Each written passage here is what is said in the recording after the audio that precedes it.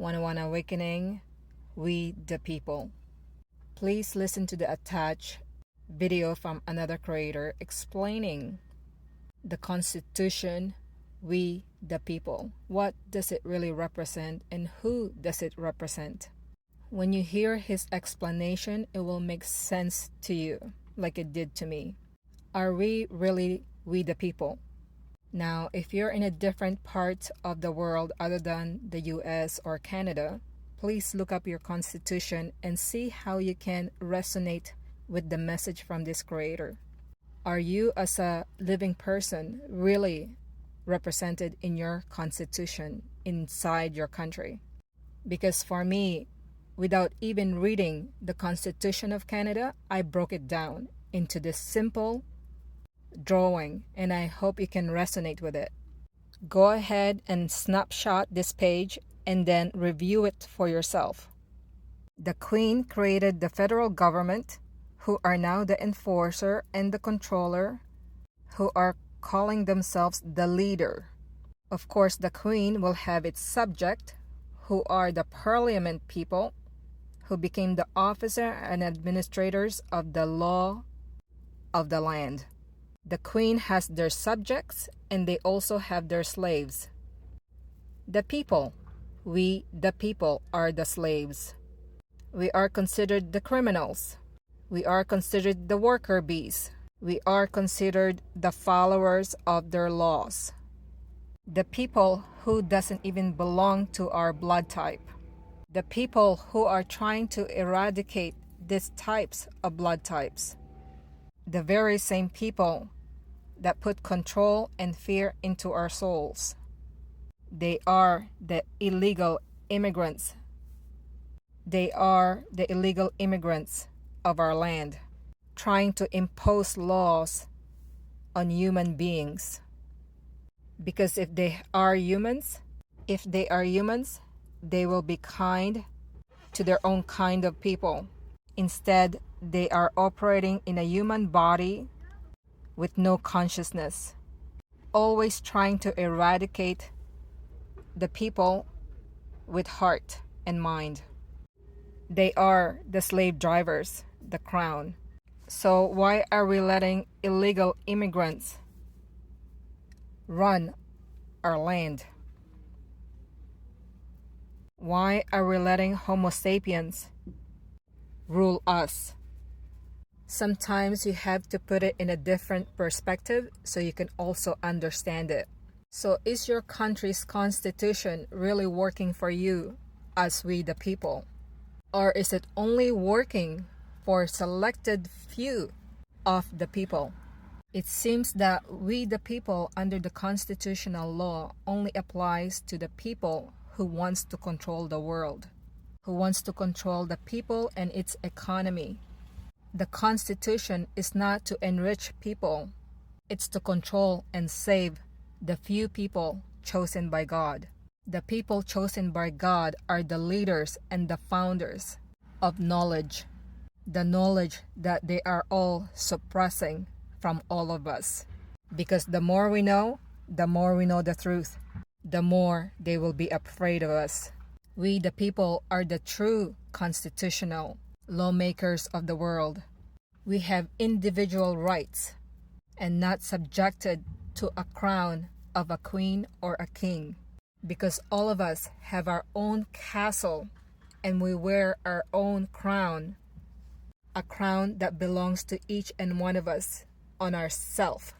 If you elect to bow to somebody else, then you're a follower, you're not a leader. We the people are the aces in the deck of cards. We trump the king, we trump the queen, we trump the jacks and the tens. The A and the 9 will complete a royal flush. 1 and 9. 1 is you, 9 is God. They created the 0 and the 10. They add the 0 and the 10 into the number sequencing to distract us from going back to God. 1 and 9. So hopefully I'm giving you a different perspective on your constitutional rights. His final State of the Union, President Obama was talking about the need in our nation for a new politics. And he said, "We the people." Our Constitution begins with those three simple words. Words we've come to recognize mean all the people, not just some. Now, when I heard that, as a Native man, I had to stop and ask when. I've read our founding documents, I've studied our history, and I had to question, when did we decide as a nation that we the people actually means all the people?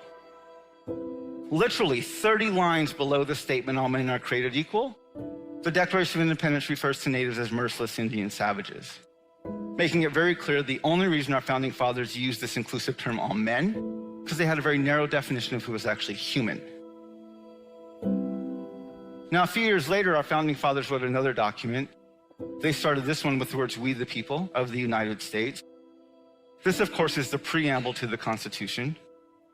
However, if you read just a few lines later, down to Article 1, Section 2, section of the Constitution that defines who is and who is not covered by this Constitution, the first thing you will note is it never mentions women. Second, it specifically excludes natives. And third, it counts Africans as 3/5 of a person. So who's left? Well, white landowning men is who could vote. Now we have to ponder this for a moment. The reason our Constitution was written, the purpose of our Constitution, is to protect the interests of white landowning men.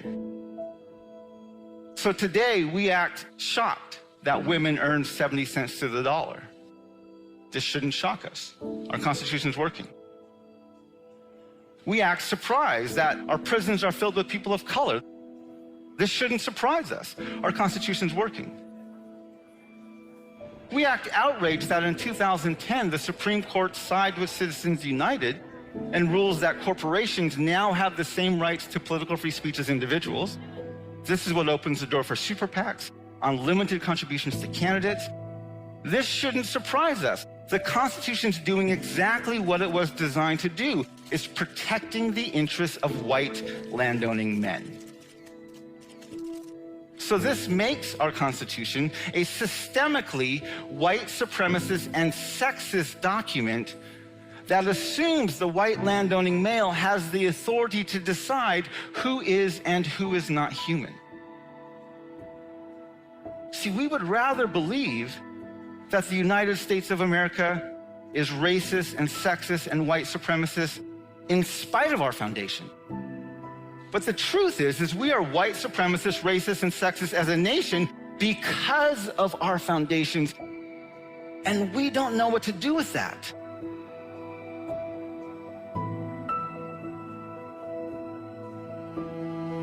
There's an Aboriginal leader named George Erasmus, and he says where common memory is lacking, where people do not share in the same past, there can be no real community. If you want to build community, he says, you have to start by creating a common memory. I think this quote is brilliant, and it gets to the heart of our nation's problem with race, which is we don't have a common memory. We have a white majority that remembers a history, a mythological history of discovery, expansion, exceptionalism, and opportunities. And we have communities of color that have the lived experience of stolen lands, broken treaties, slavery, Jim Crow laws, segregation, boarding schools, ethnic cleansing, genocide, internment camps, mass incarceration, and families separated at our borders.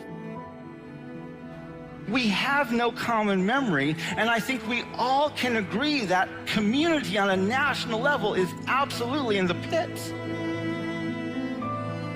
I'm proposing that the United States of America needs a national dialogue on race, gender, and class. A conversation on par with the Truth and Reconciliation Commissions that took place in South Africa, in Rwanda, and in Canada.